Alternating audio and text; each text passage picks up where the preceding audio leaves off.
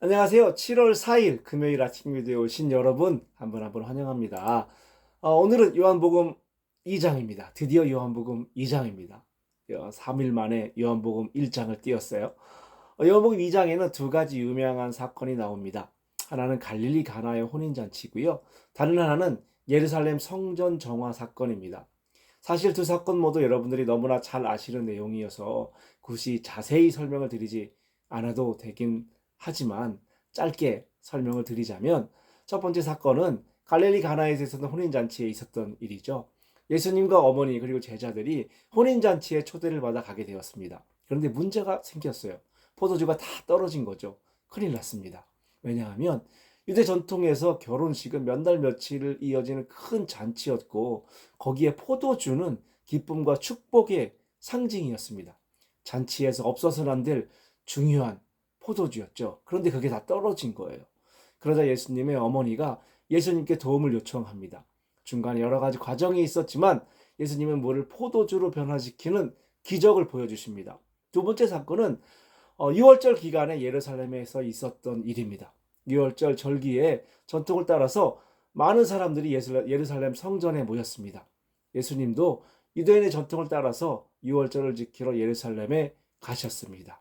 그런데 성전은 예수님이 상상했던 그런 곳이 아니었습니다. 장사꾼들이 소를 팔고 양을 팔고 비둘기를 파는 또 돈을 바꾸는 일들로 시끄러운 그런 곳이었습니다. 이 광경을 본 예수님이 채찍을 들어 장사꾼들을 쫓아내시고 상을 뒤엎으시면서 말씀하십니다. 이것들을 당장 치우고 앞으로는 내 아버지의 집을 장사하는 집으로 만들지 말아라 라고 말이죠. 요한복음 2장은 이렇게 두 가지 사건을 소개하고 있습니다. 두 사건의 공통점이 있다면 예수님에 의해서 뭔가 변화가 일어났다는 것이죠. 물이 포도주가 되기도 하고요. 성전을 변화시키려고 한 일 말입니다. 그런데 이 두 사건에서 변화를 대하는 사람들의 반응은 완전히 달랐습니다. 첫 번째 가나혼인 잔치에서 가장 황당하고 난처한 사람들이 누구였을까요? 저는 아마 하인들이지 않았을까라는 생각이 들었습니다. 예수님이 하인들에게 말씀하시죠. 항아리마다 물을 가득 채워라. 조금 황당한 요구긴 하지만 여기까지는 괜찮았을 것 같습니다. 문제는 그 다음입니다. 예수님이 하인들에게 말합니다. 이제 그 떠다가 잔치 책임자에게 갖다 주란 말이죠. 물을 갖다 주란 얘기예요. 포도주처럼. 미치지 않고서야 라고 저 같으면 속으로 생각했을 것 같아요. 그런데 하지만 그 하인들은 그대로 하였다라고 소개합니다. 이 두 번째 사건에서도 변화의 시도가 있었습니다. 예수님은 성전에서 일어나던 비상식적이고 비정상적인 방식을 상식적이고 정상적으로 돌려놓으려고 하셨습니다. 하지만 그 변화를 직면한 당사자들은 강렬하게 저항합니다. 사람들은 예수님께 따지고 말합니다. 당신이 무슨 권리로 이런 일을 하시오? 그만한 권리를 가졌다면 이것을 입증할 만한 기적을 우리에게 보여주시오! 라고 강력하게 항의를 합니다. 두 사건 모두 변화라는 경험을 합니다. 하나는 누가 봐도 말이 안 되는 사건이었고요. 다른 하나는 누가 봐도 상식적인 그런 사건이었어요. 그런데 그 변화를 경험한 사람들의 반응은 완전히 달랐습니다. 여러분이 생각하시기에 누가 더 예수를 따르는 사람 같은가요? 누가 봐도 말이 안 되는 명령이었지만 상식적으로는 말이 안 되는 그 명령을 변화를 믿음으로 따랐던 혼인잔치의 하인들 아니었을까요?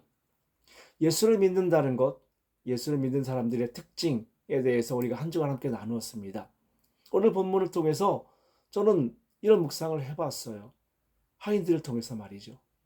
복음으로 인해서 예수로 인해서 삶이 뒤바뀌는 것을 기꺼이 받아들이는 사람들.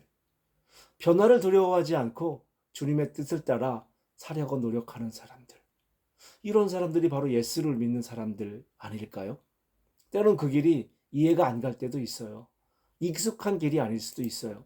하지만 예수 그리스도가 나와 함께 계시기에 그분이 말씀하시기에 그분이 나의 구원자가 되시기에 새로운 길로 나아가려는 용기를 지닌 그런 사람들.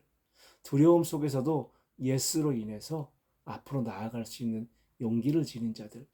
이러한 사람들이 바로 예수를 믿는 사람들인 것입니다. 우리가 즐겨 부리는 찬양 중에 주님 말씀하시면 이라는 찬양이 있습니다. 이 찬양은 이렇게 시작합니다. 주님 말씀하시면 내가 나아가리다. 주님 뜻이 아니면 내가 멈춰서리다. 나의 가고 서는 것 주님 뜻에 있으니 오 주님 나를 이끄소서. 뜻하신 그곳에 나 있기 원합니다. 이끄시는 대로 순종하며 살리니 연약한 내 영혼 통하여 일하소서. 이 고백이 오늘 살아가는 저와 여러분의 고백이 되길 소망합니다. 감사합니다.